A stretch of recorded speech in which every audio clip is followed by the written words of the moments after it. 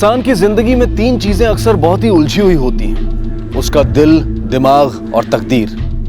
दिल कुछ चाहता है, दिमाग उसे पाने के रास्ते तलाश करता है, लेकिन होता वही है जो तकदीर को मंजूर होता है। ऐसी एक उलझी हुई कहानी हम आपको दिखाने जा रहे हैं, जो है दिल्ली की रहने वाली चित्रा मालविया की। उसने भी जिंदगी से वही खुशियां मांगी जो हम सब मांगते हैं, लेकिन तकदीर ने उसे वो दिया जिसकी उसने कभी कल्पना भी नहीं की थी। उसकी जिंदगी की एक कहानी पुलिस की एफआईआर बुक में एक केस के तौर पर दर्ज हुई और दिल्ली पुलिस के सामने आई अब तक की वो सबसे मुश्किल चुनौती बनी जिसका सामना शायद ही उन्होंने पहले कभी किया था।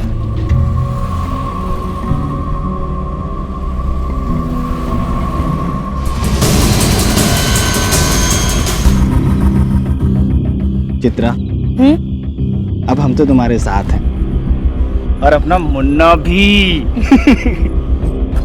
अब भगवान से क्या मांगोगी? मैं मांगूंगी कि आप और मुन्ना हमेशा मेरे साथ रहें। वो तो हमेशा तुम्हारे साथ रहेगा, है ना मुन्ना? हमेशा। सर, इसी जगह एक्सीडेंट हुआ था और जब एक्सीडेंट हुआ था तब करीब सुबह के 5 बजे थे। तब कोई चश्मदीद गवाह नहीं था, लेकिन एक आदमी ने उन्हें देखा था हादसा होने के बाद। बुलाओ। इधर आओ। नमस्ते सर। नमस्ते। क्या देखा तुमने? हम नाइट ड्यूटी करके साहब घर लौट रहे थे, तकरीबन सुबह के 5 बजे होंगे। हमने देखा खून में सने हुए कुछ लोग पड़े हैं साहब, तो हमने 100 नंबर पे कॉल कर दिया। और कोई गाड़ी देखी? नहीं साहब।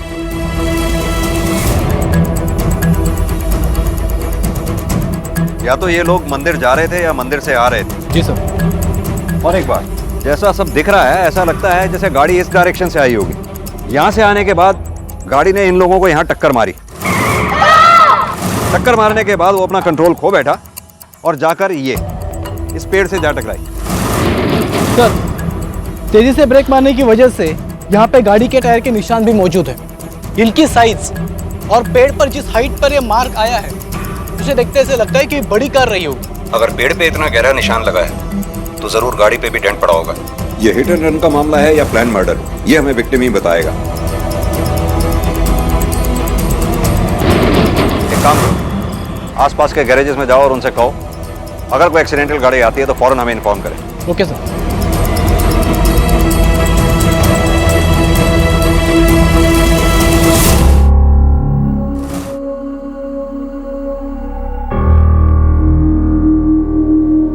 मेरा पति। अरे क्या कर रही हैं आप? आपको उठने की परमिशन नहीं है। बताइए ना, वो लोग ठीक है ना? हम आपके पति को नहीं बचा पाए।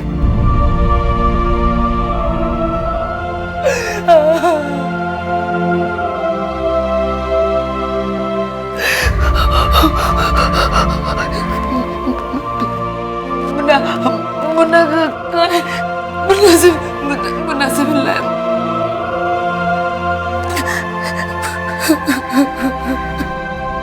एक लापरवाह ड्राइवर एक महिला और उसके पूरे परिवार को अपनी गाड़ी की पहियों के नीचे कुचलकर भाग गया था। इस हादसे में उस महिला के पति की मौत मौके पर ही हो गई थी और उसका मासूम बच्चा अब भी खतरे से बाहर नहीं था। उसी रात एक और घटना घटी जिसमें दिल्ली जयपुर हाईवे पर एक व्यक्ति की चाकुओं से गोदकर हत्या कर दी गई। अलग इलाकों में घटी थी और घटनाओं की वजह भी अलग थी, लेकिन फिर भी ये दोनों एक दूसरे से जुड़ी हुई थी।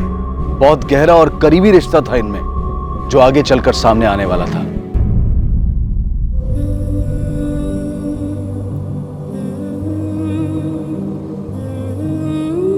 इसे काफी गहरी चोट लगी है। हमने इसे बचा तो लिया, लेकिन ये अब कभी देख नहीं पाएगा।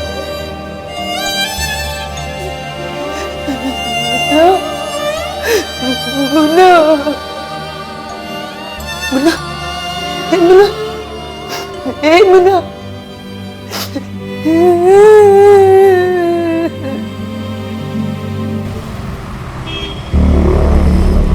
हम आपकी हालत समझ सकते हैं। वो क्या है, केस की तहकीकात करने के लिए हमारे लिए कुछ बातें जानना बहुत जरूरी होता है, जैसे गाड़ी किस रंग की थी, नंबर क्या था या कौन चला रहा था, कुछ भी जो आपने देखा हो। कुछ नहीं देख पाई, बस गाड़ी चलाने वाले को देखा था। कौन था वो?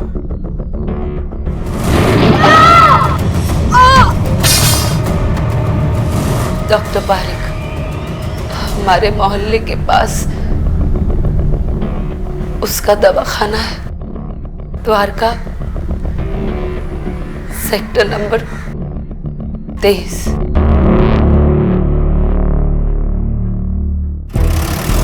मुझे लग रहा है ये मामला सिर्फ एक्सीडेंट का नहीं, कुछ और भी है जो उससे जुड़ा हो सकता है। कोई खास वजह सर? हाँ, चित्रा का बयान। उसने कार का रजिस्ट्रेशन नंबर नहीं देखा, बात समझ में आती है, ऐसा हो सकता है, लेकिन सड़क पर गिरे होने के बावजूद इतनी बुरी कंडीशन में और वो भी अंधेरे में उसका ड्राइवर को देख लेना और पहचान लेना, बात समझ में नहीं आती। लेकिन सर वो झूठ क्यों बोलेगी?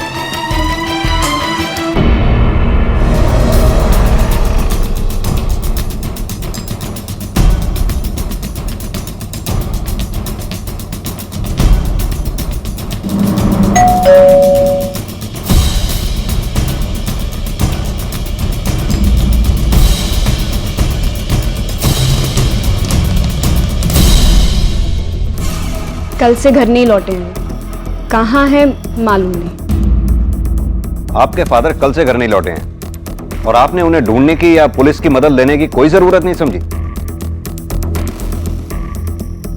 आपके फादर एक हिट एंड रन केस में सस्पेक्ट हैं। बेहतर होगा अगर कुछ जानती हैं तो वो बता दें। सर मैंने बोला ना आपको, हमें कुछ नहीं मालूम है कहाँ गए वो। मैडम आपके हाथ में चोट कैसे लगी? ये सीढ़ियों से नीचे गिर गई थी। आपकी मदर कुछ बोलती नहीं है क्या? जी नहीं सर, वो हमेशा से कम ही बोलती। डॉक्टर साहब की गाड़ी कहाँ है? वो अपने साथ लेके गए। कौन सी गाड़ी है उनके पास? ब्लैक कार है। गाड़ी का नंबर है DL1C BP 7377। लगता है इस डॉक्टर के परिवार वालों को डॉक्टर की कोई खास चिंता नहीं। हाँ सर, काफी अजीब बिहेवियर है माँ बेटी का। सर ये भी तो हो सकता है कि चित्रा और उसकी फैमिली को उड़ाने के बाद डॉक्टर साहब डर के फरार हो गए हों। एक काम करो, इस डॉक्टर की गाड़ी ढूंढवाओ और मोबाइल की लास्ट लोकेशन भी पता करो। Okay sir. सर डॉक्टर और उनकी कार क्लिनिक पर भी नहीं है। उनका कंपाउंडर बता रहा था 22 मई शाम को 6 बजे डॉक्टर क्लिनिक से निकले थे कुछ पेशेंट्स को देखने के लिए, तब से वो लौटे नहीं। सर डॉक्टर पारिक की कॉल लोकेशन के हिसाब से वो 22 मई को शाम को 7 से 8:30 बजे के बीच गुरुग्राम में थे। वहां पर उन्होंने किसी पेशेंट को विजिट किया था। फिर उसके बाद अपने घर द्वारका जाने के बजाय वो दिल्ली जयपुर हाईवे की तरफ चले गए। उनके फोन की लास्ट लोकेशन भी इसी हाईवे की है। 22 मई को शाम 9 बजे से उनका फोन स्विच ऑफ है, जो अब तक ऑन नहीं हुआ है।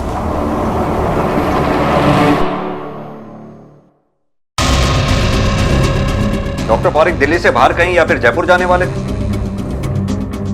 नहीं सर, हमें नहीं पता। मैडम हमें आपके हस्बैंड के एक हिट एंड रन केस में तलाश है और हमें ये बात भी अच्छी तरह से पता है कि वो घटना होने के करीब 8 घंटे पहले से खुद से लापता है। We need your cooperation. वो जिंदा है या मर गए?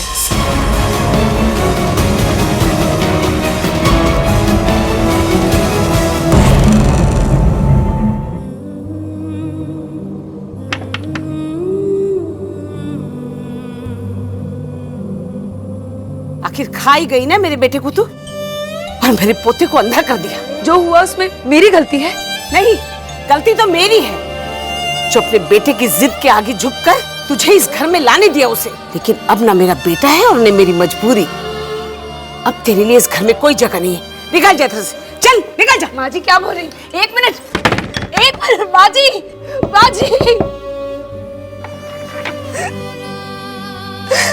कहने से आने वाली मैं। सब इंसान नहीं, लोग उन्हें मसीहा मानते हैं। गरीबों का तो पूरा इलाज मुफ्त में क्या करते हैं, वो कभी किसी से एक पैसा नहीं लिया। उनके ऐसा बढ़िया आदमी बहुत मुश्किल से मिलता है इस जमाने में। लोगों का ये कहना है कि वो बहुत अच्छे इंसान थे। अगर इतने ही अच्छे आदमी थे तो अपनी गाड़ी के नीचे आए उन लोगों को हॉस्पिटल में दाखिल कराते, ऐसे सड़क पर मरने के लिए छोड़कर भागते नहीं। लेकिन इस डॉक्टर पारिक की फैमिली का भी कुछ समझ में नहीं आ रहा है। लगभग 40 घंटे हो गए उन्हें गायब हुए। ना तो उनकी पत्नी को कुछ फर्क पड़ रहा है, ना ही उनकी बेटी को। सर इसी हाईवे पर 1 किलोमीटर चलने के बाद रोड से थोड़ा अंदर जाकर डॉक्टर साहब का फोन स्विच ऑफ हुआ था।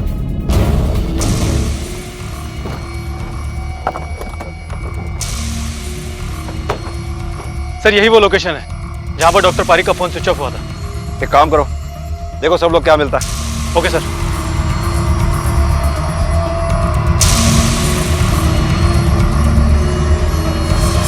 सर यहां पर एक लाश है, देखिए।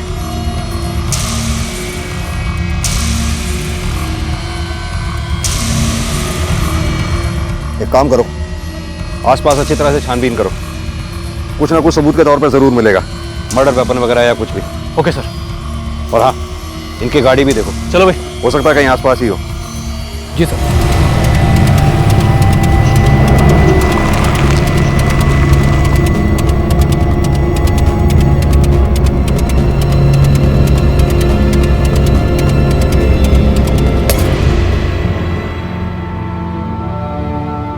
हाँ पंडित जी। हाँ नहीं, वो बेटे का श्राद्ध करना है ना, तो उसलिए मैंने। तू? ये मेरे पति का घर है और इसके पिता का। आप हमें यहाँ से नहीं निकाल सकती। और निकाल दिया तो क्या करोगी? हाँ, मुझे भी ऐसे ही मार दोगी जैसे रमेश को मार दिया? आप बार बार वही चीज क्यों दोहरा रही हैं? आपसे कितनी बार कहा है कि वो एक हादसा था, उसमें मेरी कोई गलती नहीं है। हटिए, हटिए।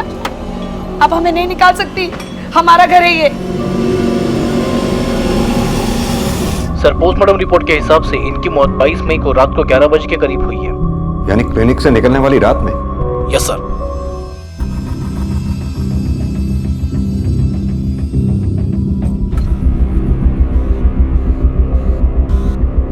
Is this necessary sir?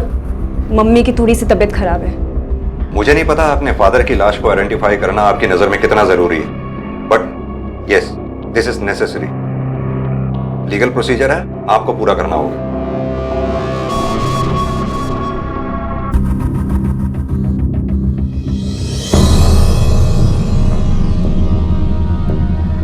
जी हाँ सर, यही है डॉक्टर मनोज पारेख।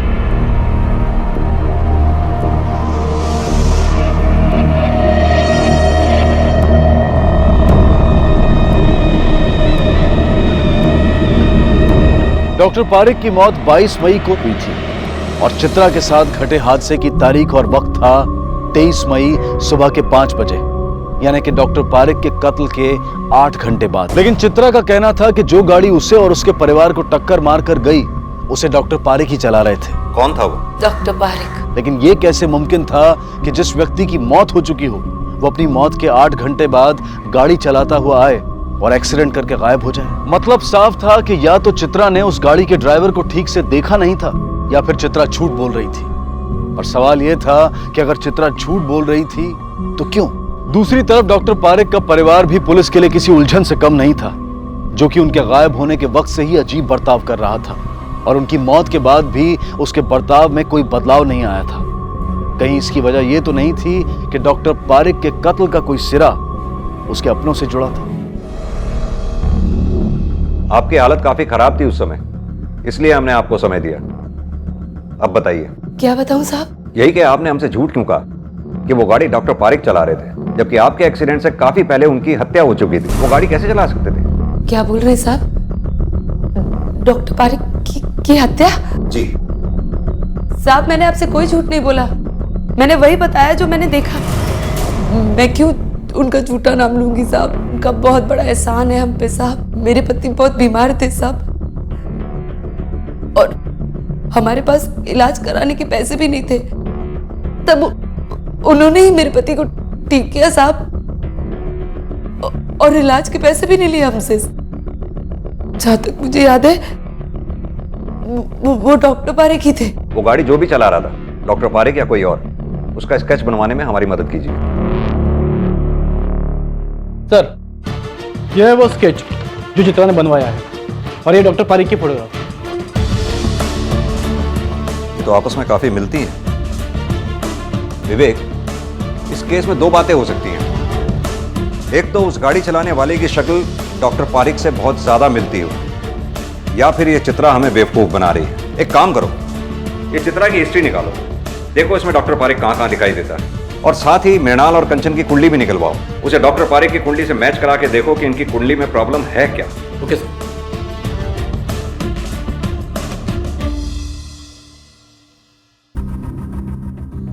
वो उनका अंतिम संस्कार करवाना होगा। हिलो मत, लग जाएगा। अच्छे से होना चाहिए सब कुछ, कोई कमी नहीं रहनी चाहिए। जो भी है आखिर है तो। मैंने कहा ना, हाथ मत हिलाओ, लग जाएगी आपको। मैं जानती हूँ तू ये सब क्यों कह रही है, पर अब तो वो इस दुनिया में भी नहीं है। मॉम, मुझे उनके बारे में कोई बात नहीं करनी है। वो भले ही आपके लिए और दुनिया वालों के लिए मर गए हों, लेकिन मेरे लिए वो अभी भी जिंदा हैं। मर के भी मेरा पीछा नहीं छोड़ेंगे वो।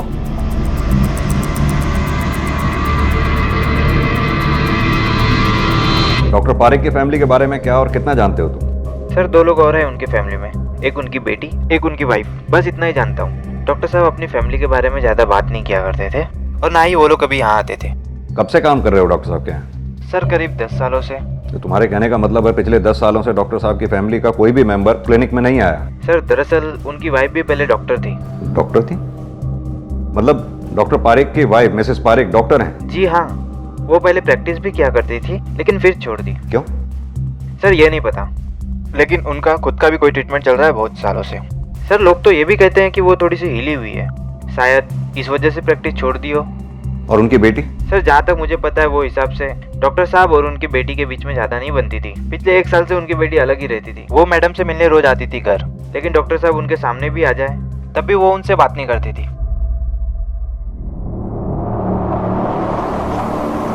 इन्हें पहचानते हो?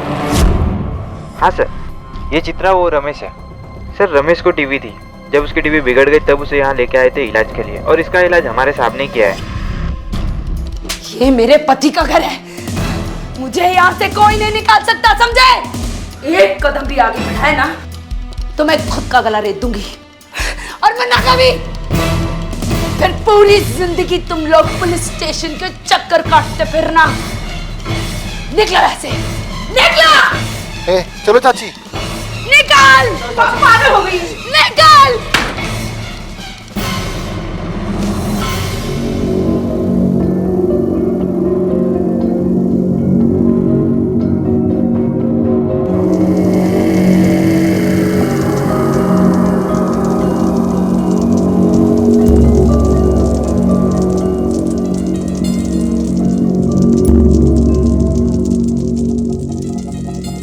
एक बात पूछूं?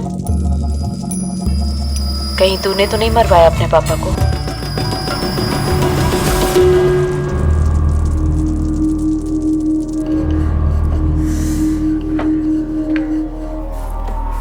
अरे अब जब यहाँ रहने ही लगी है तो अपने लिए रोटियां बना रही है ना, मेरे लिए भी 2 रोटी बना देना।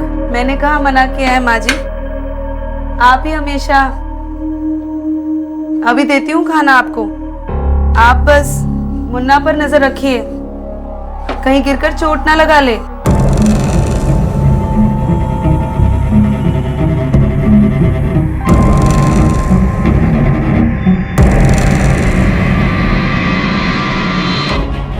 हमें पता चला है पिछले 1 साल से आप इस घर में नहीं रहती हैं, और घर छोड़ने की वजह थी आपके फादर।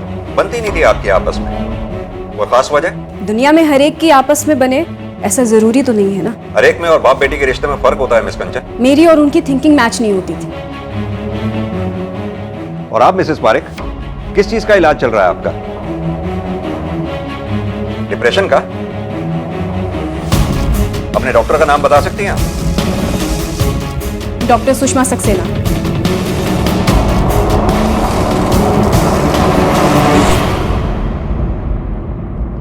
ये लीजिए। मुन्ना, मुन्ना कहाँ है? मुन्ना यहीं तो था।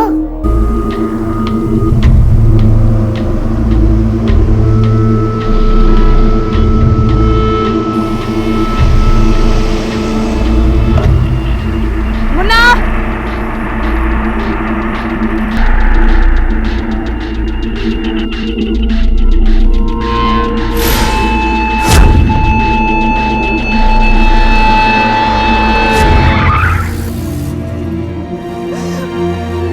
तू ठीक है ना? तू ठीक है ना? तुझे कुछ हुआ नहीं ना? मना किया था ना तुझे बाहर निकलने के लिए, फिर क्यों निकला? हाँ?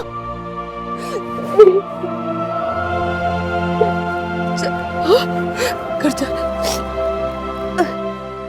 What? मिसेस पारिक पिछले 8 साल से डिप्रेशन का शिकार हैं। जी हाँ। हमने मिसेस पारिक के लेफ्ट हैंड की कलाई पे पट्टी बंदी देखी थी। पूछने पर उनकी बेटी कंचन ने बताया कि वो सीढ़ियों से गिर गई थी, लेकिन जी नहीं, ऐसा कुछ नहीं हुआ था। अपनी कलाई मृणाल ने खुद काटी थी, और अपनी जान लेने के लिए ऐसा वो पहले भी कई बार कर चुकी है, वो भी अलग अलग तरीकों से। लेकिन क्यों? एक्चुअली इसकी शुरुआत तब हुई जब उसे अचानक से अपनी प्रैक्टिस छोड़नी पड़ी। प्रैक्टिस छोड़ने की कोई खास वजह?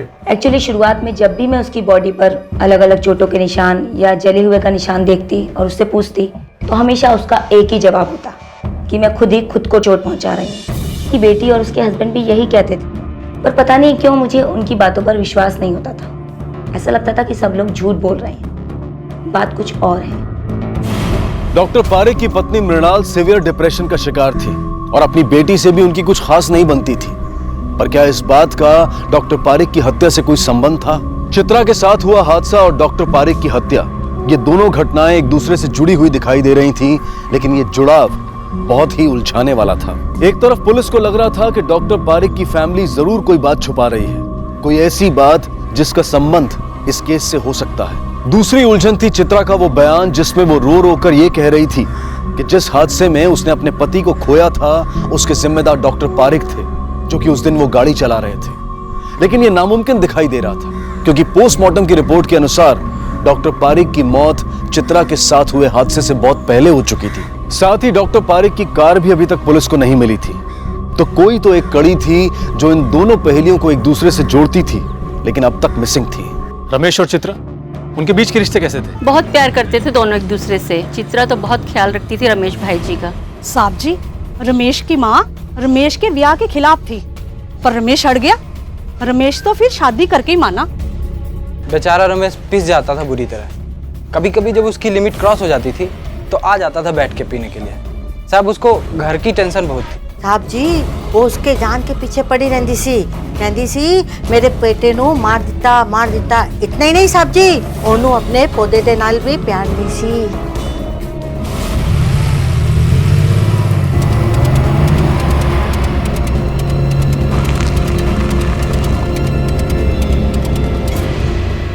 खामोश रहकर किसे बचाना चाहती हैं आप? अपनी बेटी को? नफरत करती थी वो अपने फादर से, इनफैक्ट अभी भी करती है। कहीं उसी ने तो नहीं, मेरी बेटी ने कुछ नहीं किया। वो बेचारी तो ऐसा कर ही नहीं सकती। बहुत अच्छी बच्ची है वो, बहुत ही अच्छी। मैंने किया है ये सब। आपने? बहुत गलतियां की हैं मैंने आज तक, पर मैं ऐसी पहले नहीं थी। उन्होंने बनाया मुझे ऐसा। दुनिया के लिए भगवान थे वो, पर हमारे लिए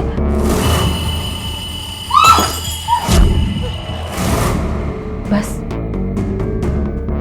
यही वो अकेली वजह थी जिसके चलते वो अलग अलग तरीकों से मुझे सजा देते थे, किसी भी बात पर।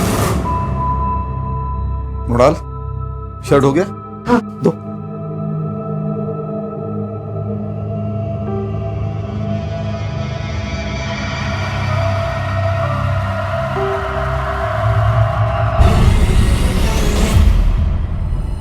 मृणाल, ये क्या? ये मैं दूसरी दे। तुम्हें ठीक से आयन करना भी नहीं आता? ये दूसरी ले लीजिए। मैं हमेशा यही सोचती थी कि कहीं मुझसे कोई गलती ना हो जाए जिसके चलते मनोज को बहाना मिल जाए और फिर वो मुझे। धीरे धीरे मैं कंफ्यूज्ड रहने लगी। अपने किए हुए हर काम के लिए, अपने लिए हुए डिसीजन पर, अपनी किसी भी चीज पर यकीन नहीं रहा मुझे। लेकिन आप एक डॉक्टर थी Mrs Parekh, a highly educated woman. आपने आवाज क्यों नहीं उठाई इस टॉर्चर के खिलाफ? पुलिस की मदद क्यों नहीं ली आपने? अपनी बेटी के लिए, आखिर मुझे उसे भी बचाना था। उसके साथ भी पूरी उम्र गुजार दी साहब। कितनी माएं देखी, कितने बच्चे जने, मैं नहीं पहचान सकूंगी? 6 महीने से ज्यादा हो गया था। मेरा बेटा टीबी के चलते अपनी बीवी से अलग सोता था, लेकिन एक दिन मैंने देखा कि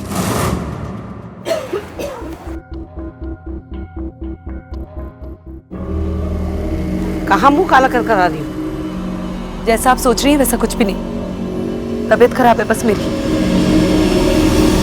ये भी तो हो सकता है कि रमेश और चित्रा के बीच कुछ हुआ हो। बिल्कुल नहीं साहब, क्योंकि रमेश अपनी बीवी और बच्चे से बहुत प्यार करता था, इसीलिए तो टीबी के डर से उनसे अलग सोता था। यानी इस वक्त चित्रा प्रेग्नेंट है? अरे ऐसी नाजायज औलाद को कोई रखता है क्या? गिरवा लिया होगा बच्चे को। लेकिन इन सब बातों को तुम्हारे पास कोई सबूत नहीं है, और ये भी तो हो सकता है ये सब तुम्हारी कोई गलतफहमी हो। मैं मान लेती अगर मैंने उस दिन उसे छुप छुप कर एक आदमी से मिलते हुए नहीं देखा होता तो। कौन था वो? मैं नहीं जानती कौन था, लेकिन उसका यार ही होगा ना, और कौन होगा? ये था। अरे नहीं, ये तो हमारे डॉक्टर साहब है जो हमारे रमेश का इलाज कर रहे थे। वो आदमी तो हमारे रमेश की उम्र का ही था और आता भी मोटरसाइकिल पर था। मृणाल जी ने हमें सब बता दिया, लेकिन फिर भी हम तुम्हारे मुंह से सुनना चाहते हैं। अगर मॉम की हालत ऐसी ना होती ना तो मैं कब का मर चुकी होती या फिर कहीं भाग गई होती। कि मॉम की मेंटल कंडीशन के चलते मेरा उनके साथ रहना हर वक्त जरूरी था, रात में भी और दिन में भी।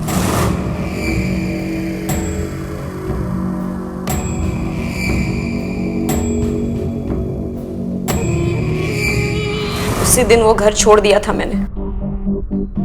पाँव भी नहीं रखना चाहती थी वहां, इस डर से कि कहीं उससे सामना ना हो जाए। लेकिन फिर भी हर रोज जबरदस्ती खुद को खींच कर जाती थी वहां पे, मॉम के खातिर, उनका ख्याल रखने के लिए। जुर्म के इन दोनों मामलों की जांच में तरक्की हुई थी। पुलिस के पास अब डॉक्टर पारिक की पत्नी मृणाल और बेटी कंचन थी, जो सालों से डॉक्टर पारिक की यातनाएं सहती आई थी। बहुत मुमकिन था कि अपनी इस यातना भरी जिंदगी से निजात पाने के लिए दोनों ने या फिर दोनों में से किसी एक ने डॉक्टर पारिक का कत्ल किया हो या फिर करवाया हो। सर, कंचन और मिसेस पारिक के सेलफोन की कंप्लीट रिपोर्ट आ चुकी है। जिस वक्त डॉक्टर पारिक का मर्डर हुआ उस वक्त ये दोनों द्वारका में ही थी, क्राइम सीन से लगभग 60 किलोमीटर दूर। उन दोनों के कॉल रिकॉर्ड्स में भी कोई सस्पेक्टेड या नया नंबर नहीं है। जितने भी कॉल्स आए या गए हैं वो सभी के सभी कॉल्स या तो फैमिली के हैं या तो फिर फ्रेंड्स के। सर मुझे लगता है कि चित्रा की सास ने उससे अपनी नफरत और नाराजगी के चलते झूठी कहानी बनाई है। मुझे नहीं लगता कि चित्रा ऐसा कुछ कर सकती है, क्योंकि सबका यही कहना है कि चित्रा अपने पति रमेश से बहुत प्यार करती थी। जिन लोगों के बारे में तुम बात कर रहे हो वो उस डॉक्टर पारेख को भी देवता बता रहे थे, राइट? जब तक कातिल पकड़ा नहीं जाता हम किसी को भी क्लीन चिट नहीं दे सकते, मृणाल और कंचन को भी नहीं, क्योंकि मोबाइल के लोकेशन से सिर्फ ये पता चलता है कि मोबाइल उस वक्त कहाँ था, मालिक भी उस वक्त वहां था, ये जरूरी नहीं। ये मृणाल और कंचन पे भी नजर रखनी होगी। Yes sir. और चित्रा की सास ने जो कहानी बताई है हमें उसका भी पता लगाना होगा कि उसमें कितनी सच्चाई है। Yes sir.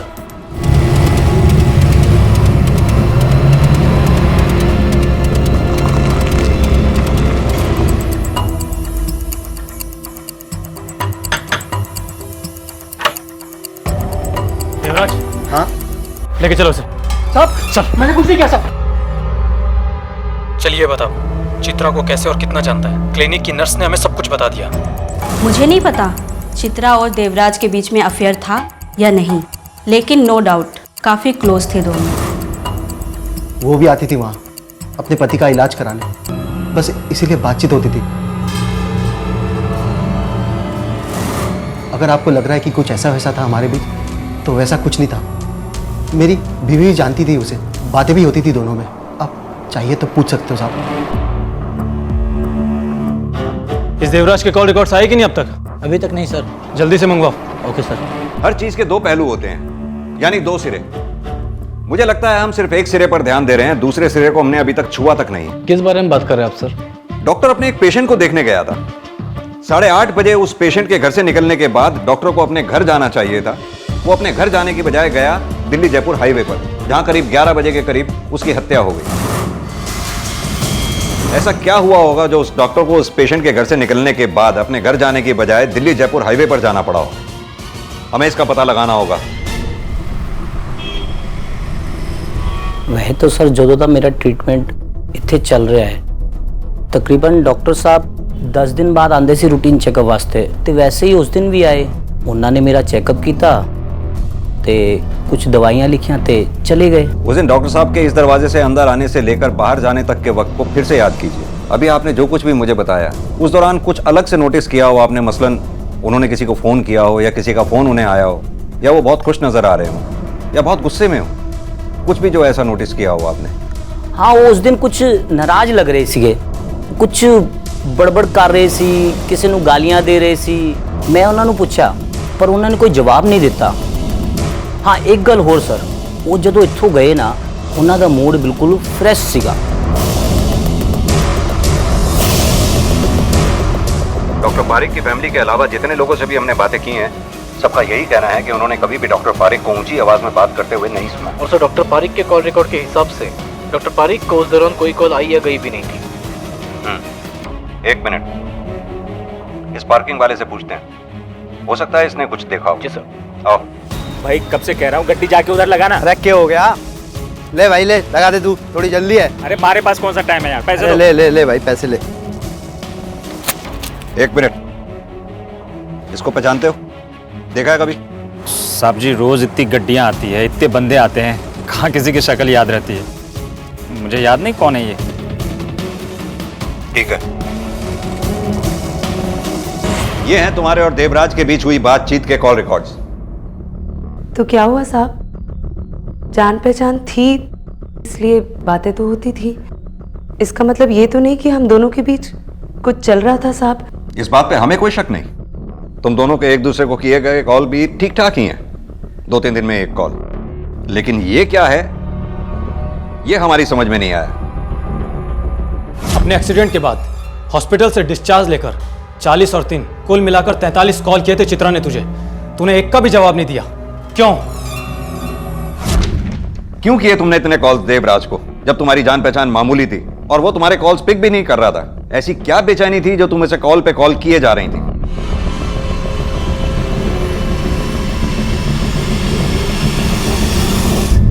उस पेशेंट के घर के अंदर जाते समय डॉक्टर पारिक गुस्से में था और निकलते वक्त नॉर्मल। हालांकि इससे हमें कुछ हासिल नहीं होता। इधर चित्रा और देवराज हैं जो खामोश हैं, लेकिन उनके पास सॉलिड एलिबाई है कि डॉक्टर पारिक के मर्डर के वक्त वो मौका वारदात से कोसों दूर थे। इसके अलावा दोनों इतने पैसे वाले भी नहीं है सर कि किसी किराए के कातिल को हायर कर सके। इससे भी बड़ा सवाल है मोटिव का। मुझे कोई मोटिव नहीं दिखाई देता उनके पास, बल्कि अपने आपस के रिश्तों को लेकर उनकी खामोशी मुझे कहीं ना कहीं खटक रही है।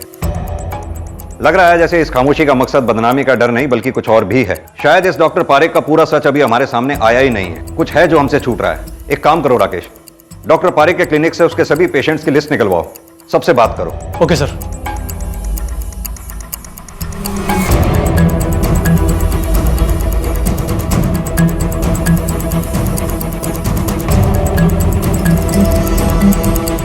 सर इस डॉक्टर पारिक ने तो अपने पास आने वाली किसी भी जवान औरत को नहीं छोड़ा। सभी गरीब तबके के लोग हैं, इसीलिए किसी ने आवाज भी नहीं उठाई। और सर इसके अलावा किसी को अपने बच्चे का इलाज करवाना था या किसी को अपनी माँ का, तो सबका वही हाल है। हाँ ये सच है, अपने इलाज के लिए एक भी पैसा बचा नहीं था मेरे पास। डॉक्टर पारिक ने मुझसे इलाज का पैसे ना लेने का वादा किया था, क्योंकि बदले में उसे कुछ और चाहिए था। और कोई रास्ता मेरे पास नहीं बचा था साहब। अगर मैं रमेश का इलाज नहीं करवाती तो वो मर जाते।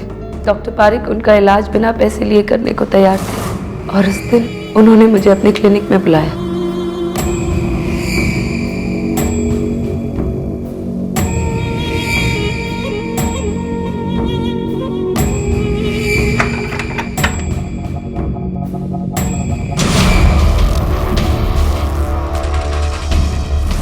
पूरी कीमत वसूली उसने मुझसे अपने मुफ्त इलाज की। एक बार अबॉर्शन भी करवाना पड़ा मुझे साहब। जब मेरी और चित्रा की दोस्ती हुई तब मुझे पता चला वो पारिक जो फायदा मेरी बीवी की मजबूरी का उठा रहा है वही वो चित्रा के साथ भी कर रहा था। तो हम दोनों ने तय किया कि हम उसे जान से मार डालेंगे, लेकिन मेरी बीवी ने मुझे रोक लिया। देवराज पीछे हट गया। मेरी समझ में नहीं आ रहा था कि मैं क्या करूं, कैसे उस पारिक को सजा दूं। फिर अचानक उस दिन हमारा एक्सीडेंट हो गया। मुझे मौका मिला और मैंने वो इल्जाम उस पारिक पर डाल दिया। कौन था वो? डॉक्टर पारिक। सोचा मार नहीं पाई तो क्या हुआ, पूरी जिंदगी अगर वो जेल के पीछे सड़ेगा तो शांति मिलेगी मेरे मन को। देवराज को यही बताने के लिए मैं उसे लगातार फोन कर रही थी सब। मैंने उसके फोन नहीं उठाया क्योंकि मुझे लग रहा था कि वो वापस डॉक्टर पारिक को मारने की बात करेगी। वो आदमी कौन था जिसने तुम्हारा एक्सीडेंट किया?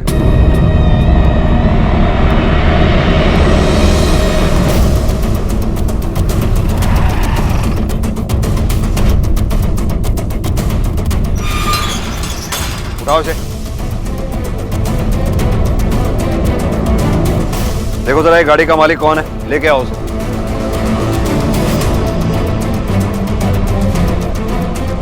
मैंने कुछ नहीं किया सर। सर मेरी बात तो सुनो, सर मेरी बात तो सुनो, मैंने कुछ नहीं किया, मैं बोल रहा हूँ। Listen to me sir please. डालो इसे गाड़ी में। सर प्लीज मुझे कुछ, मैंने कुछ नहीं किया सर, मुझे क्यों डाल रहे हो अंदर? Sir sir please listen to me sir, मैंने कुछ नहीं किया है।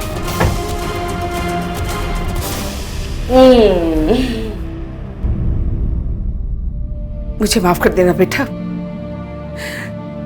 मेरे बेटे के इलाज के लिए तूने क्या क्या नहीं किया और मैंने कितना गलत किया तेरे साथ, माफ कर देना मुझे।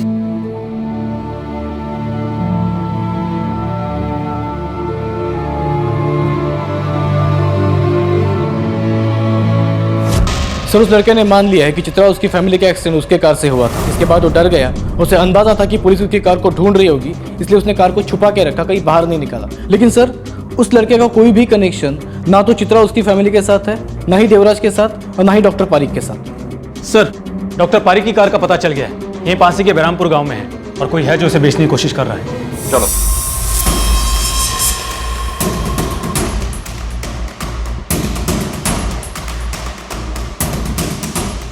आजा। चल चल चल, डालो गाड़ी में, डालो गाड़ी में, गाड़ी में डाल, देख पकड़।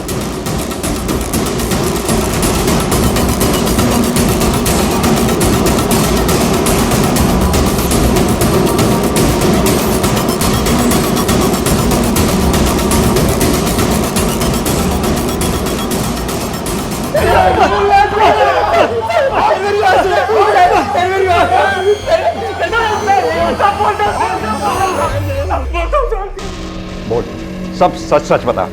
साहब उस रात मेरा मूड पहले से ही खराब था।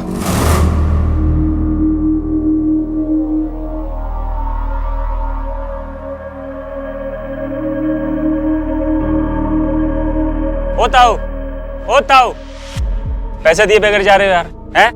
ज्यादा होशियार से क्या तू? कैसी बात कर रहे हो तुम? कोई था क्या यहाँ पर? खाना बिजी है क्या तू? मूतने गया था, इंतजार नहीं कर सकता क्या? ये ले चल। तुम्हारे 25 रुपए के चक्कर में ये 500 का छुट्टा कराऊं क्या? हैं? चल छुट्टे दे। नहीं है मेरे पास। मैं कैसी बात कर रहे हो तुम? जानते हो मैं कौन हूँ? बाप ना है मारा, समझा? बाकी जो भी है मारे टुल्लू से। चल छुट्टे दे, टाइम नहीं है हमारे पास। नहीं है मेरे पास, लौटते वक्त देता हूँ। ओ ताऊ पैसे दे के जा। तो कौड़ी के गवार मेरे कंधे पर हाथ रखता है, बहुत बर्दाश्त कर लिया मैंने। एक पुलिस को फोन करूंगा ना तो पिछवाड़ी की सारी चमड़ी छील देगी पुलिस। और तमीज कहीं साले पुलिस की धमकी देता है, अभी बताता हूँ तेरे को। रुक। सर इसका फोन आया और हम पार्किंग में आ गए। ताऊ भीतर बैठ जा और चाबी दे दे।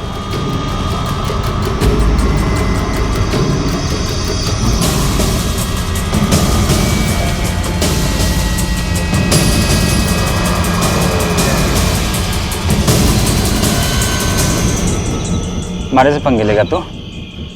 क्या बोल रहा था? पुलिस को बुलाएगा ना? हैं? जाना है? ये बेचूंगा।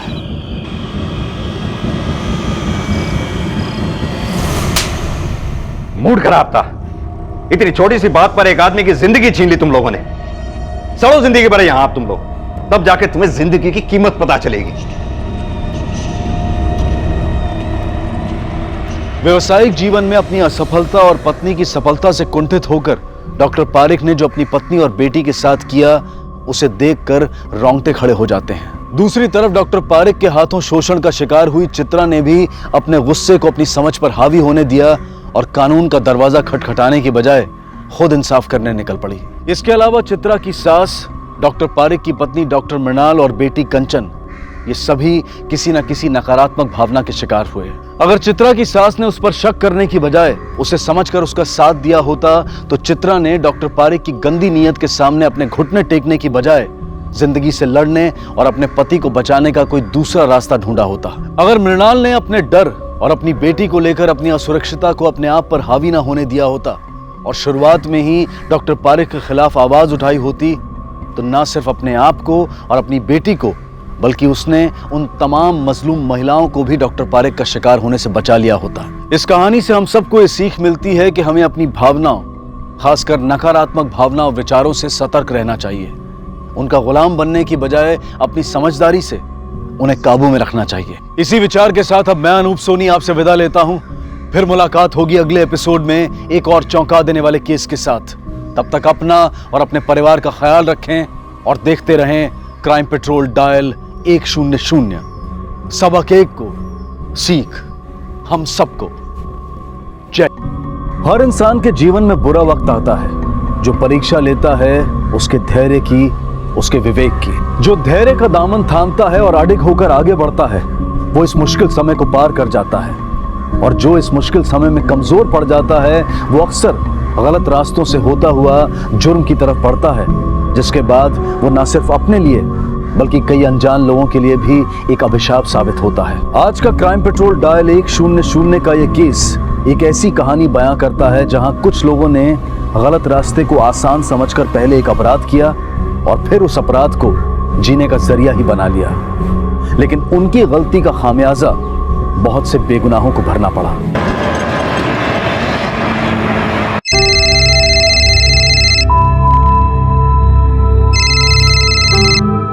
हेलो, हाय, मैं ठीक हूँ, तुम कैसे हो?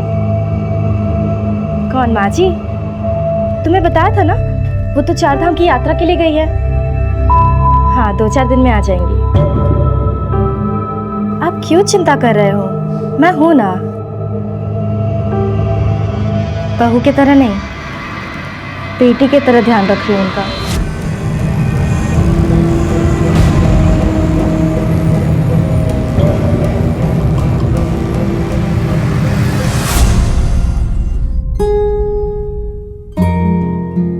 चलो यहाँ बैठते हैं, आ जाओ। अरे बैठो तो प्लीज, मुझे प्लीज 2 मिनट के लिए बैठो, 2 मिनट के लिए बैठो ना, प्लीज प्लीज प्लीज, आओ आओ।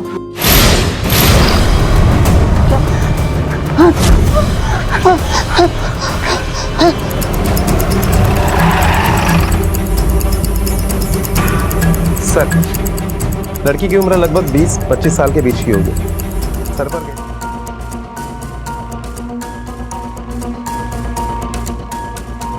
सर यही है गाड़ी, अंदर चेक करो।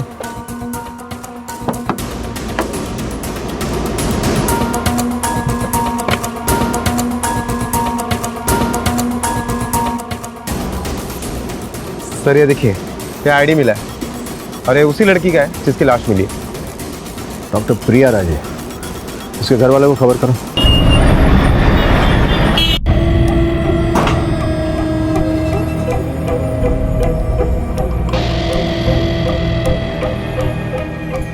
तकलीफ हो रही है ना? निकाल दूं? मैं क्या करूं? तुम भी तो मेरी बात सुनती नहीं हो ना।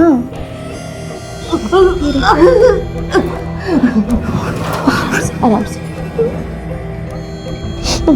अच्छा ये देखो, मैं ये पेपर्स लाई हूँ, इसमें ना चुपचाप साइन कर दो, ठीक है?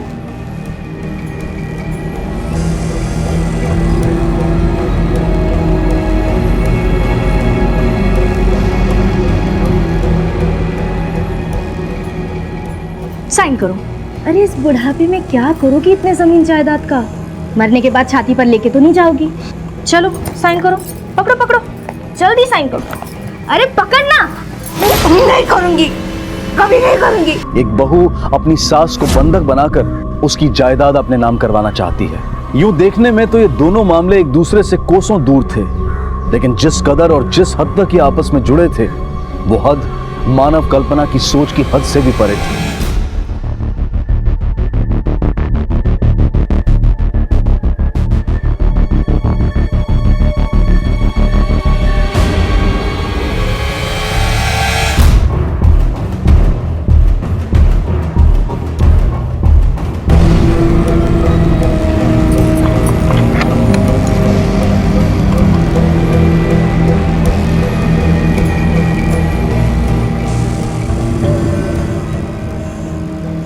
भूख लगी होगी ना?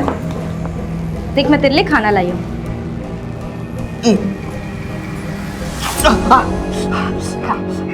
ये ना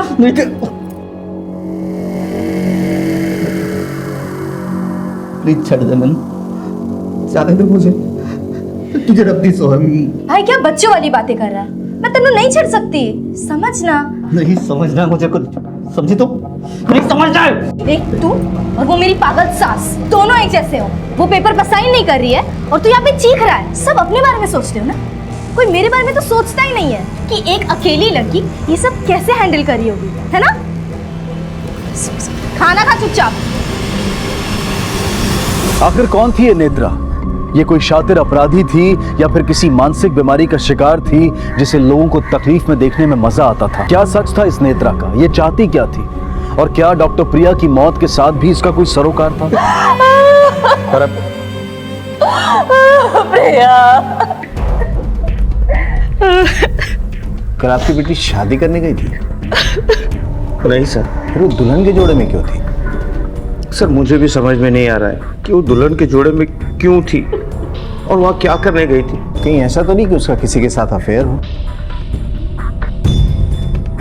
और आप लोग को बिना बताए वो शादी के लिए गई हो?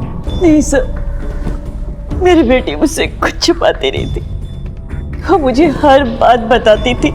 हमें वहाँ प्रिया का मोबाइल नहीं मिला है। हो सकता है कि किसी ने उठा लिया हो, या ये भी हो सकता है कि जिसने मारा वो जानबूझकर ले गया हो। क्या आप हमें प्रिया का मोबाइल नंबर देंगे प्लीज? जी सर।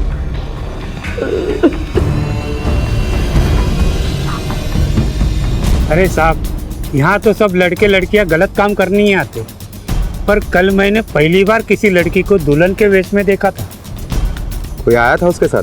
नहीं साहब, अकेली ही थी। उसके आने के पहले या उसके आने के बाद कोई आया था यहाँ पर जिसके ऊपर तुम्हें शक हो, कुछ अजीब लगा हो? नहीं साहब। राणे, प्रिया के माँ बाप को सच में कुछ नहीं पता है या वो झूठ बोल रहे हैं?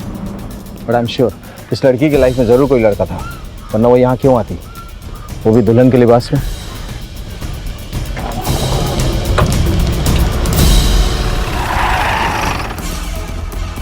सर, प्रिया की पोस्टमार्टम रिपोर्ट आ गई है और इस रिपोर्ट के मुताबिक प्रिया की मौत 11 मार्च को सुबह 11 बजे से 1 बजे के बीच में हुई। प्रिया के साथ कोई शारीरिक अत्याचार या बलात्कार नहीं हुआ था। रानी, इसका मतलब हो सकता है ये हमला अचानक हुआ उस पर, उसे अपने आप को बचाने का मौका ही ना मिला।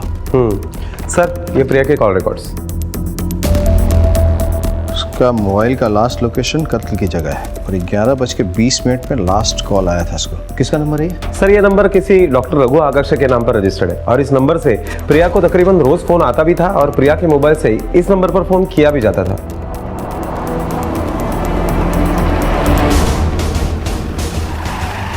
आप लोग किसी डॉक्टर रघु आगाशे को जानते हैं? हाँ सर, प्रिया जिस हॉस्पिटल में काम करती थी ये भी वहीं काम करते हैं। डॉक्टर रघु सर्जन है।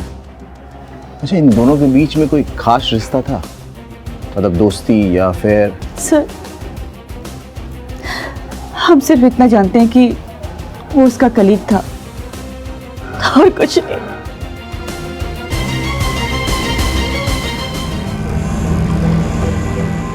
ये देखो, आज के अखबार में तुम्हारी राशि में क्या लिखा है? पानी से बच के रहना। पर क्यों? अच्छा, हर साल हजारों लोगों की मौत बाथरूम में फिसलकर खोपड़ी फूट जाने से हो जाती है ना?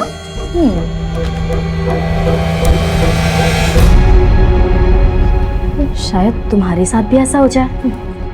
काफी आसान मौत होगी ना ऐसे, किसी को पता नहीं चलेगा। अगर मैं तुम्हारी खोपड़ी फोड़ के तुम्हें मार के बाथरूम में डाल दूं तो किसी को पता नहीं चलेगा ना, तुम्हारे बेटे को भी नहीं। वैसे तुम्हारे पास एक रास्ता है, अगर मैंने दिए हुए पेपर्स पे तुम साइन कर दो तो मैं तुम्हें बख्श दूंगी। डील?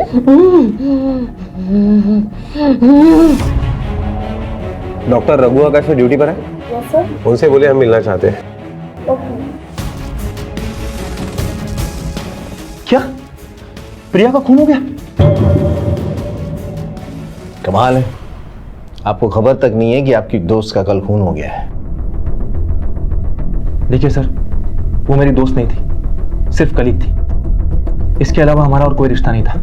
रिश्ता तो तब होता ना सर जब दोनों की आपस में बनती, झगड़ा ही चलता रहता था। एक दिन डॉक्टर प्रिया ने डॉक्टर रघु को बहुत बुरी तरह झाड़ा था कि सुधर जाओ। सर, मैं मानता हूँ कि हमारा झगड़ा हुआ था और क्योंकि गलती मेरी थी इसलिए मैंने उससे माफी भी मांग ली थी। सर, उसके बाद सब कुछ नॉर्मल हो गया था। ऊपर से तो सबको नॉर्मल लग रहा था, लेकिन अंदर की बात क्या थी वो हम नहीं जानते। लेकिन अफवाह सुनी थी कि डॉक्टर रघु ने डॉक्टर प्रिया को प्रपोज किया था और डॉक्टर प्रिया ने उन्हें रिजेक्ट कर दिया था। सर मैंने उसे प्रपोज किया था क्योंकि मैं उसे बहुत पसंद करता था, लेकिन जब उसने मुझे मना कर दिया तो मैंने भी बात को वहीं खत्म कर दिया। बात को खत्म कर दिया या प्रिया को ही खत्म कर दिया? ये आप क्या कह रहे हैं सर? ऐसा थोड़ी ना होता है कि कोई किसी को मना कर दे तो उसे जान से ही मार डालो। सर मुझे समझ में नहीं आ रहा है कि ये सब में आप लोग मुझे क्यों घसीट रहे? कल जब प्रिया का खून हुआ था थोड़ी देर पहले तुमने उसे फोन किया था, क्यों? सर मैंने उसे इसलिए फोन किया था क्योंकि एक केस में मुझे उसकी ओपिनियन चाहिए थी, लेकिन उसने मुझसे कहा कि वो भी बात नहीं कर सकती। तुम उससे बात कर रहे थे, फोन पे किसी और की आवाज सुनाई दी थी, मतलब तुम्हें ऐसा लगा कि वहां कोई और भी हो सकता? नहीं सर, मैंने इतना ध्यान नहीं दिया।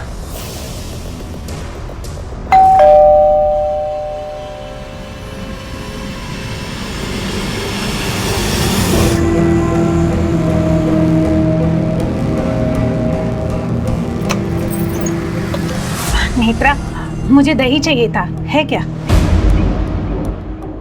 दही थोड़ा सा चाहिए जमाने के लिए। हाँ अभी लाती हूँ।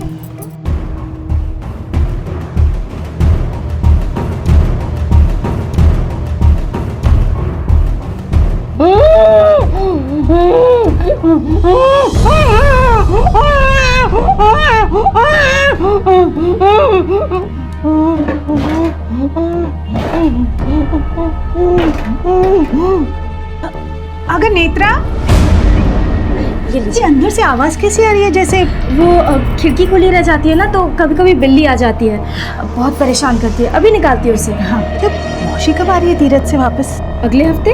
अब उन्हें पैसे तो दे दिए थे ना तूने? हाँ, प्रसाद के। हाँ हाँ दे दिए ना। अच्छा सुन, वो आएंगे ना तो प्रसाद देना मत भूलना। नहीं भूलूंगी।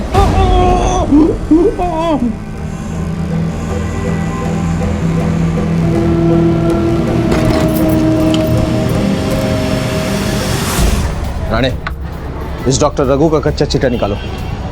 पता करो प्रिया के ना बोलने के बाद इसने चैप्टर वहीं क्लोज कर दिया था या आगे भी इसकी सर्जरी जारी थी। और प्रिया के सोशल नेटवर्क और वर्क प्लेस के जितने भी फ्रेंड्स हैं उनसे पता करो कि डॉक्टर रघु के अलावा भी कोई लाइन में था या ऐसा कोई जिसे प्रिया पसंद करती हो। सर प्रिया को तो शादी और बॉयफ्रेंड जैसे टॉपिक में कोई इंटरेस्ट ही नहीं था। सर प्रिया तो शादी को ऐसे अवॉइड करती थी जैसे उसको शादी से कोई एलर्जी हो।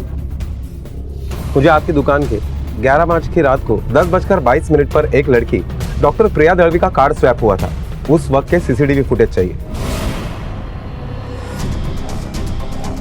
तो फॉरवर्ड करना। रात का वक्त है।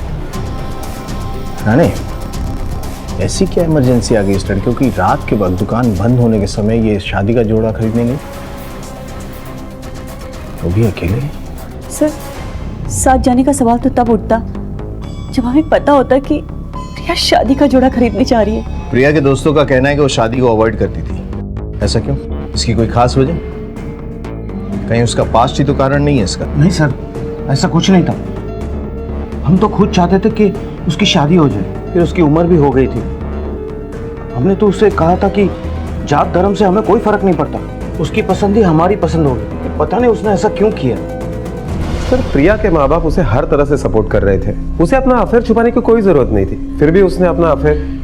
राणे, हो सकता है कि छुपाने की वजह उस लड़की के पास ना हो, उसके बॉयफ्रेंड के पास हो। सर ये डॉक्टर प्रिया के कॉल रिकॉर्ड से जो आपने मंगवाए थे।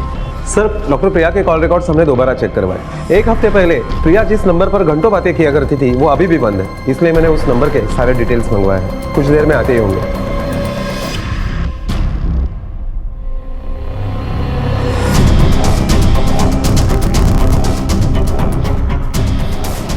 सर वो नंबर ये मोहन मंत्री के नाम पर रजिस्टर्ड है। सिम कार्ड एप्लीकेशन फॉर्म पर ये जो फोटो लगाई है उसके ऊपर स्टैंप और सिग्नेचर के वजह से फोटो साफ नहीं दिखाई दे रही, इसलिए हमने ये स्केच बनवा लिया ताकि हर जगह डिस्ट्रीब्यूट भी कर सके और पहचान के लिए दिखा भी सके।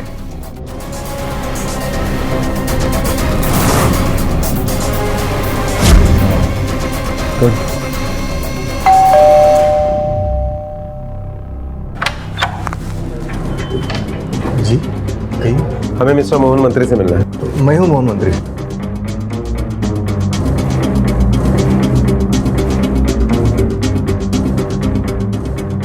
सर मैंने इस आदमी को पहले कभी देखा नहीं, पता नहीं इसने क्यों और कैसे मेरा नाम और एड्रेस प्रूफ यूज किया। मतलब इसने आपके डॉक्यूमेंट्स पे ये नंबर लिया है?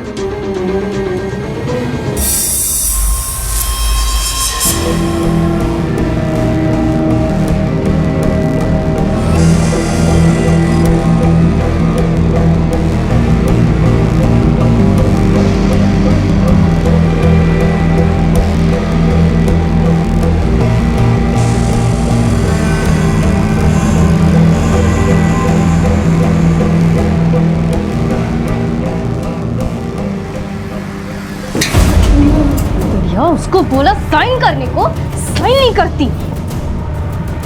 साइन करके रखा है इस औरत ने। कितनी बार बोला, हाँ? कितनी बार बोला था तुझे साइन कर, चुपचाप साइन कर, दिमाग खराब करके रखा। सर ये नंबर मोहन मंत्री के 2015 के इलेक्ट्रिक बिल का एड्रेस प्रूफ देकर लिया गया है। पर इस आदमी को ये बिल मिला कैसे होगा? सर ज्यादातर सोसाइटी में इलेक्ट्रिक बिल सोसाइटी के लेटर बॉक्स में ड्रॉप किए जाते हैं, शायद इस आदमी ने वहीं से उठा लिया हो। फिर तो बिल्डिंग के सीसीटीवी फुटेज में दिख जाएगा। सर मैंने फुटेज मंगवाया था, लेकिन सोसाइटी के सेक्रेटरी का कहना है कि इतना पुराना फुटेज अवेलेबल ही नहीं है। सर इस आदमी को ढूंढने के लिए हमें कोई और रास्ता ढूंढना पड़ेगा। लेकिन क्या? राणे कहीं ऐसा तो नहीं कि ये लड़की किसी फ्रॉड के चक्कर में पड़ गई हो?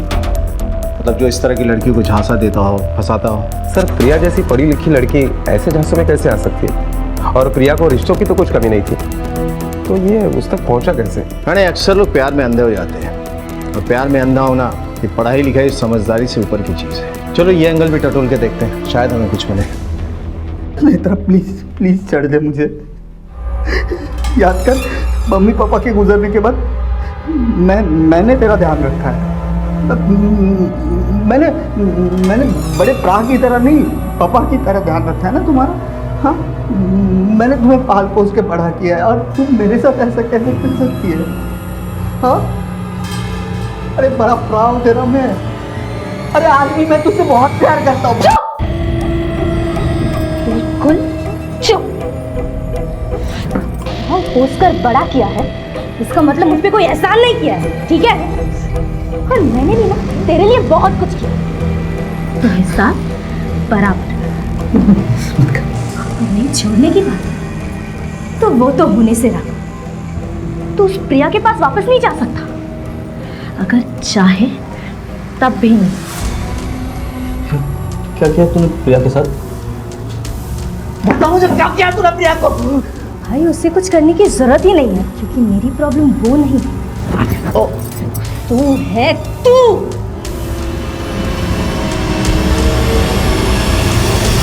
राणे, इस आदमी की तस्वीर महाराष्ट्र के हर पुलिस स्टेशन में भिजवा दो। अगर ये कौन मैन है तो हमें कोई ना कोई लीड जरूर मिलेगा। और मोहन मंत्री के नाम से जो इसने नंबर लिया है, उसकी रिकॉर्ड में जितने भी नंबर है सबको चेक करो, कहीं ना कहीं हमें कोई सुराग मिलेगा। और इसका स्केच मोहन मंत्री के बिल्डिंग और आसपास के एरिया में दिखाओ। अगर बिल इसने वहां से चुराया है तो हो सकता है वो वहीं कहीं रहता हो या किसी ने देखा हो। Okay sir.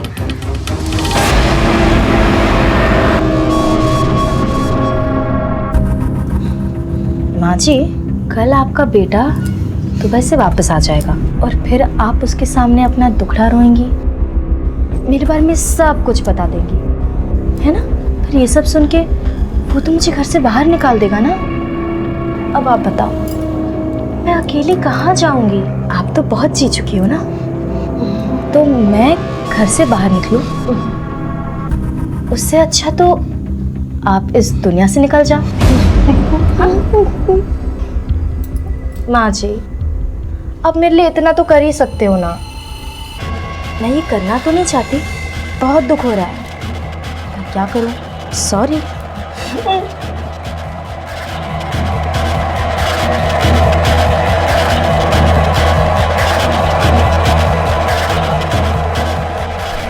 पहचानते हैं इसे?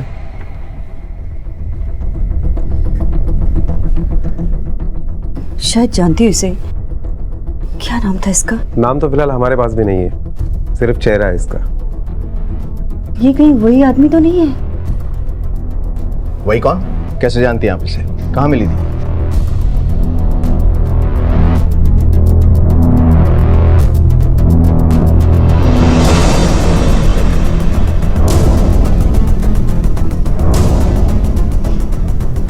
सर,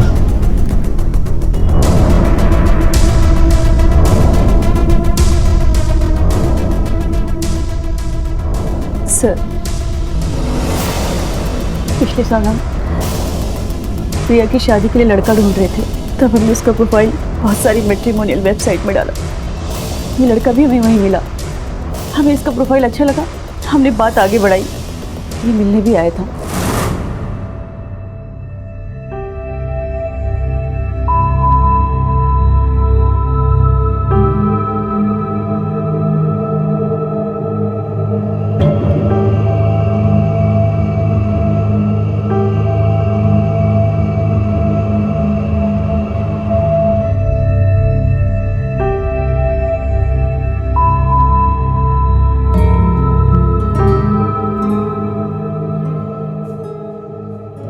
को भी लड़का पसंद आ गया था, उससे शादी के लिए हाँ करती थी।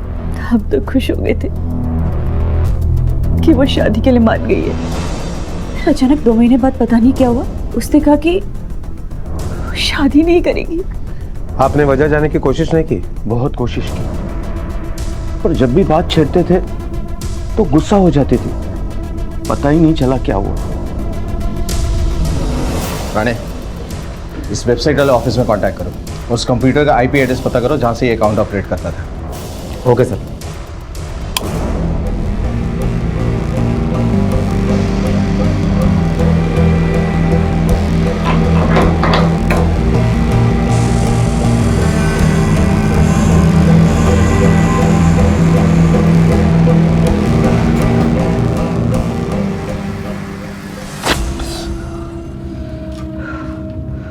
नेत्रा, मुझे छोड़ दे प्लीज, मुझे छोड़ दो। मैंने तेरा क्या बिगाड़ा? तुम कहाँ जा रही हो? हाँ नेत्रा, तुम कहाँ जा रही हो? बैग में क्या है? कहीं तुमने तुम्हारी सास को मार? हाँ मतलब तुमने तुम्हारी सास को मार दिया? क्या लगता है तुम्हें क्या किया होगा मैंने? तुम्हारा कोई भरोसा नहीं है। सगे प्रा के साथ तू ये सब कर सकती है, वो तो बेचारी। ना वो बेचारी थी और ना तू बेचारा है। आज मैं जो भी हूं वो तेरी वजह से हूं, और इसकी सजा तो मिलनी चाहिए ना। क्या करने वाली है? हाँ? क्या करने वाली है? क्या कर सकती तुमसे? चुप। मैं क्या करूंगी ये तो तुझे पता चल ही जाएगा ना। मेरे साथ जो करना है वो कर ले, जो करना है वो कर ले। एक बार मेरी प्रिया से बात करवा दे। एक बार तेरे पाँव पकड़ता हूं, मेरी एक बार प्रिया से मौत करवा देना।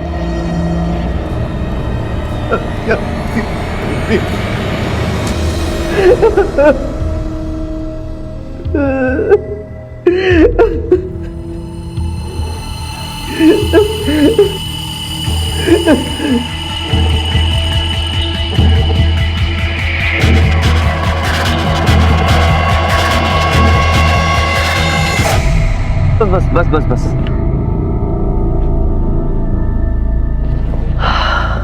कितना हुआ? 500।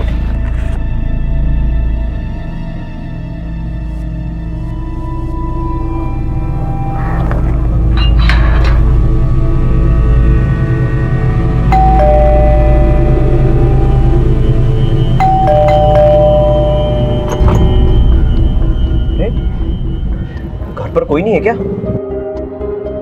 नेत्रा को तो पता था मैं आने वाला हूँ, तो घर लॉक करके कहाँ चले गए लोग? माँ भी नहीं है।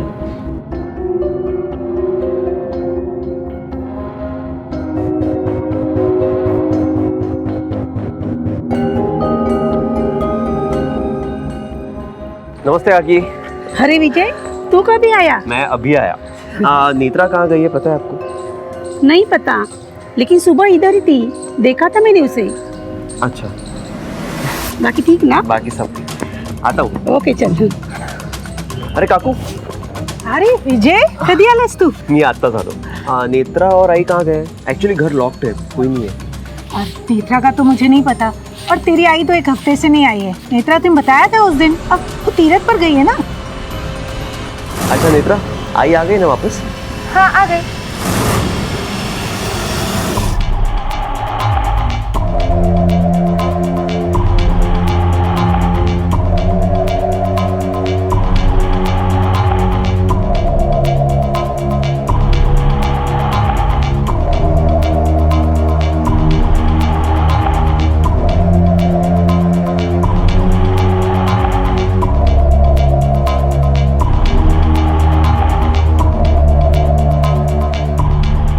आई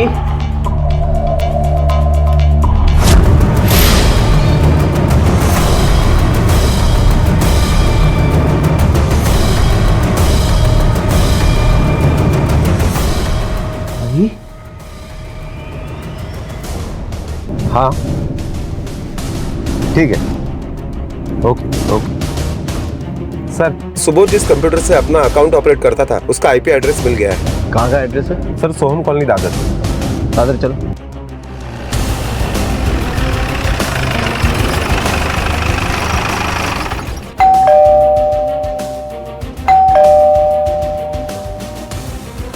इसे पहचानती है? ये तो मेरे पति है सुबोध।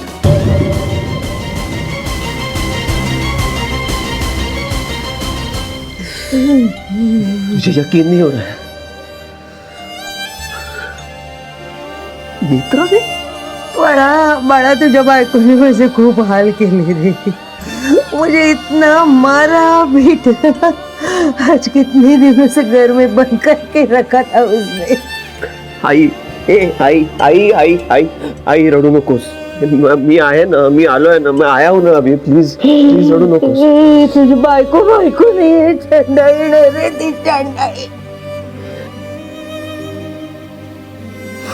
प्रॉपर्टी के पेपर्स के ऊपर साइन चाहती थी वो मेरी। मैंने ना बोल दिया तो मेरी ये हालत की है उसने। लॉकर में से पूरे गहने पैसे लेकर भाग गई है वो। बहुत मारा रे उसने मुझे, बहुत मारा। आई रडू नकोस। मेरा बेटा आ गया ना अभी। हाँ मैं आ गया।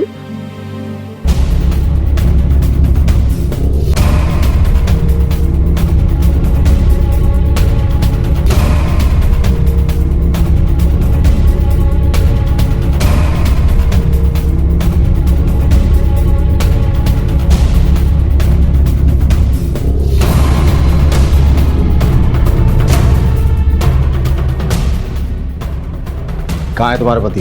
साहब वो एक हफ्ते से काम के सिलसिले में बाहर गांव गए हैं। क्या काम करता है? मालूम नहीं साहब, उन्होंने कभी बताया नहीं, लेकिन अक्सर वो गांव और आदिवासी इलाकों में जाते रहते हैं। कई बार तो उनका फ़ोन भी नहीं लगता है। पर आप उनके बारे में क्यों पूछ रहे हैं? इसे पहचानती हो? नहीं साहब, कौन है ये और इसका मेरे पति के साथ क्या लेना देना? कहीं आप? हाँ सर, हाथों से लैपटॉप है जिससे वो अपने मैट्रिमोनियल साइट ऑपरेट करता था। आपको शायद पता नहीं, लेकिन आपका पति बहुरूपिया है। हो ही नहीं सकता साहब, आपको जरूर कोई गलतफहमी। दुआ करो कि तुम्हारी बात सच हो, वरना बहुत बुरी तरीके से फंसने वाला है। सर नेत्रा मुझे एक मैट्रिमोनी साइट पर मिली थी। कुछ मुलाकातों के बाद हम एक दूसरे को पसंद करने लगे और लगा कि सब कुछ ठीक है, इसलिए हमने शादी कर ली। शादी को कितना टाइम हुआ? सर शादी को 7 महीने हुए। एक्चुअली मैं एक डिवोर्सी हूँ, और जब नेत्रा जैसी अनमैरिड सुंदर लड़की मुझे मिली तो मैंने सोचा कि मैं बहुत लकी हूँ। उसकी फैमिली में कौन कौन है? सर उसकी फैमिली में सिर्फ उसका एक भाई है। नाम? उसका नाम है सुबोध। सुबोध? एड्रेस है उसका? हाँ सर, एड्रेस और नंबर दोनों है मेरे पास। सुबोध का एड्रेस और फ़ोन नंबर दोनों नोट करो।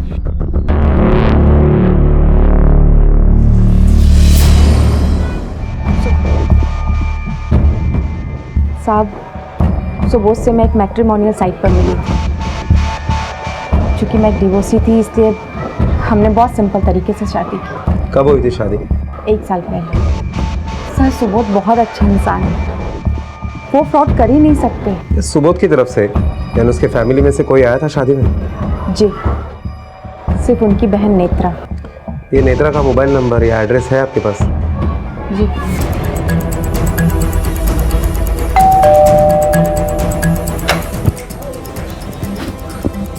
क्या हो गया साहब? नेत्रा सुबोध यहीं रहते थे ना आपके यहाँ भाड़े पे?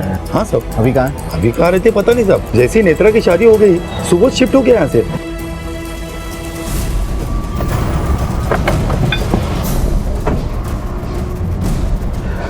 यहाँ तो ताला बंद है। राणे तोड़ दो ताला।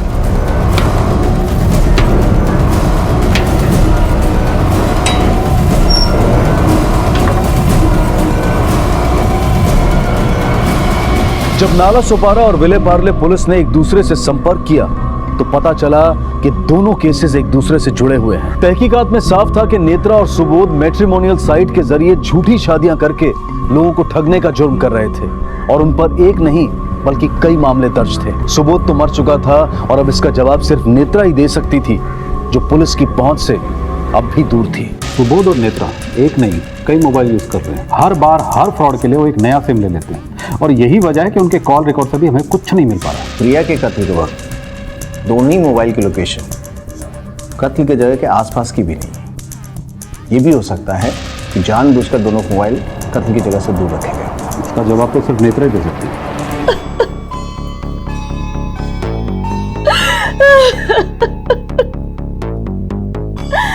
हमारी बच्ची 2 रुपए की वजह से रात दिन परेशान थी। प्रिया कैसे उसे पहचान ना पाई और उस फ्रॉड आदमी के प्यार में अंधी हो गई।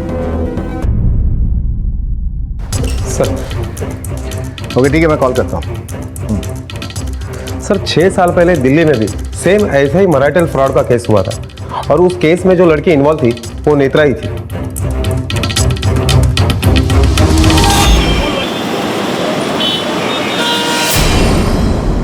छह साल पहले शादी हुई थी जी, यही थी वो कमीनी। देखिए अरे मेरी तो मत मारी गई थी जो मैं पहचान नहीं सका उस वक्त इसको। आप तो आज बता रहे हो ना, मैं उसको तभी समझ गया था जब ये मेरे बेटे को मार के सारे कैश वैश सारा गहने लेके भाग गई थी। आपने पुलिस कंप्लेंट की थी? हाँ जी, पुलिस कंप्लेंट तो की थी हमने, पर उनके हाथ लगी नहीं, पता नहीं कहाँ गायब हो गई थी। क्या नाम था इस लड़की का? ये लड़की का नाम तो चंदा था जी, और उसके भाई का नाम राजन था।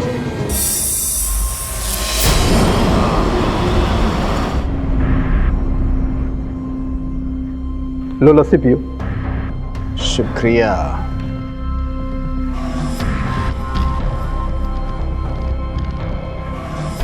चिटा साहब, ये सुबोध और नेत्रा मतलब चंदा और राजन, इनकी हिस्ट्री क्या है? जनाब दोनों भाई बहन बहुत ही शातिर हैं, एक नहीं कई कांड कर चुके हैं। मुंबई तो अब पहुंचे हैं ना, दिल्ली में कई रिकॉर्ड हैं इनके।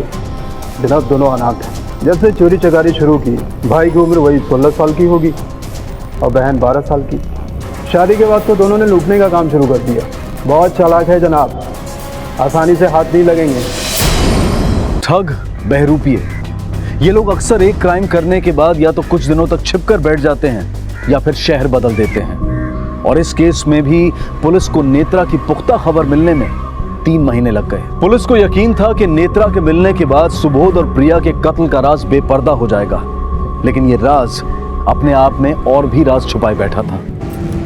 मंडप से उठ के सीधा कौन है तेरे मन में? वही तो मुझे देखना है कि आप मुझसे कितना प्यार करते हैं। मेरे लिए कोई उटपटांग चीज कर सकते हैं कि नहीं? तुम्हारे लिए तो मैं अपनी जान भी दे सकता हूँ। अब आपकी जान आपकी नहीं, मेरी है, समझे जान?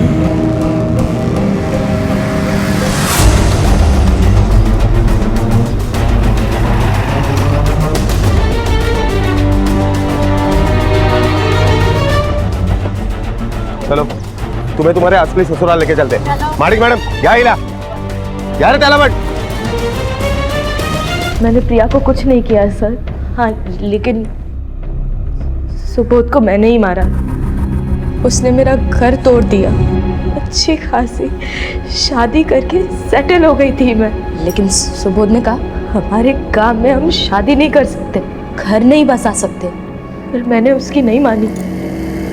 उसने मेरे पति को मार डाला और मुझे वहां से भागना पड़ा।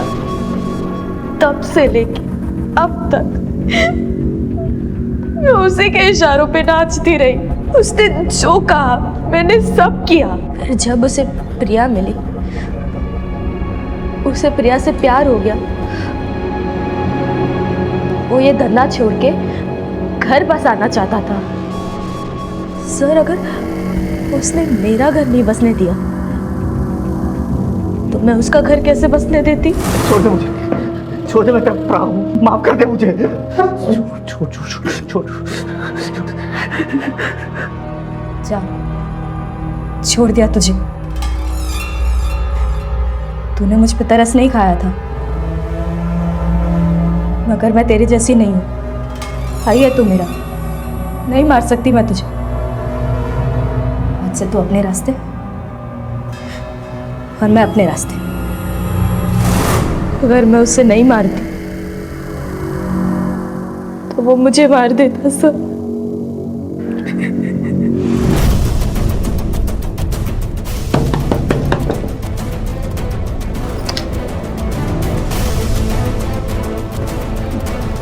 जी चलो, खातिरदारी करनी है तुम्हारी। सर आप ये क्या बोल रहे हैं, मेरी कुछ समझ में नहीं आ रहा है। मुझे तो पता भी नहीं था कि सुबोध डॉक्टर प्रिया के साथ।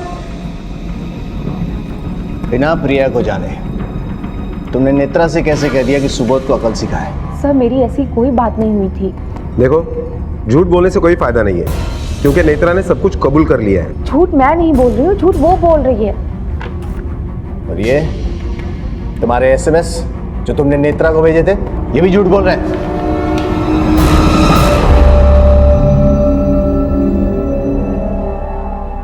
सब सुबोध से शादी करके मैं बहुत खुश थी, उतना लाइफ में कभी नहीं हुई। सुबोध मेरे बच्चे को अपने बाप की तरह प्यार करता था, सब कुछ बहुत अच्छा चल रहा था।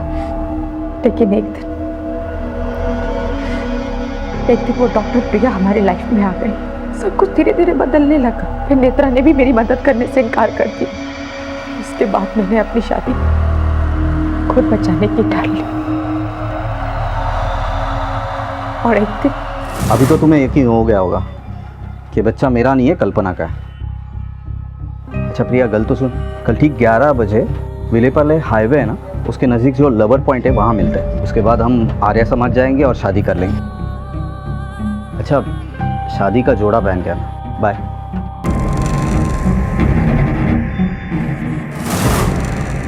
ये शादी मुझे किसी भी हाल में रोकनी थी, इसीलिए सुबोध के वहां पहुंचने से पहले मैं वहां पहुंच गई। प्रिया, हाँ जानती हो ना तुम कि सुबोध शादीशुदा है, हमारा एक बच्चा है, उसके बाद भी तुम। वो सुबोध का बच्चा नहीं, सिर्फ तुम्हारा बच्चा है। और सुबोध तुमसे नहीं, मुझसे प्यार करता है। मैं सुबोध की जिंदगी में किसी और को बर्दाश्त भी नहीं कर सकती, उसका तो मैं कुछ नहीं बिगाड़ सकती, लेकिन तुम्हें। एक आदमी जो किसी के साथ वफादार नहीं था, तुमने कैसे मान लिया कि किसी की जान लेने के बाद वो ईमानदार और शरीफ हो जाएगा? एक धोखेबाज आदमी के चक्कर में दो अच्छे खासे खुशहाल औरतों ने अपनी जिंदगी तबाह कर ली। कल्पना को डॉक्टर प्रिया के कत्ल के लिए और नेत्रा को चोरी और सुबोध के कत्ल के साथ साथ उसके पहले के मामलों के लिए भी गिरफ्तार किया गया है। जब किसी चीज को पाने के लिए अपने आप को सफाई देनी पड़े, कदम आगे बढ़ रहे हों लेकिन अंतरात्मा उन्हें पीछे खींचती रहे, तो समझ जाना चाहिए कि यह रास्ता और यह चाहत गलत हो सकते हैं। इसी विचार के साथ अब मैं अनूप सोनी आपसे विदा लेता हूं। फिर मुलाकात होगी अगले एपिसोड में एक और चौंका देने वाले केस के साथ। तब तक अपना और अपने परिवार का ख्याल रखें और देखते रहें क्राइम पेट्रोल डायल 100। सबक एक को सीख हम सबको। जय हिंद। इस तरह के और भी एपिसोड देखने के लिए हमारे चैनल को सब्सक्राइब करें और बेल आइकन दबाना ना भूलें।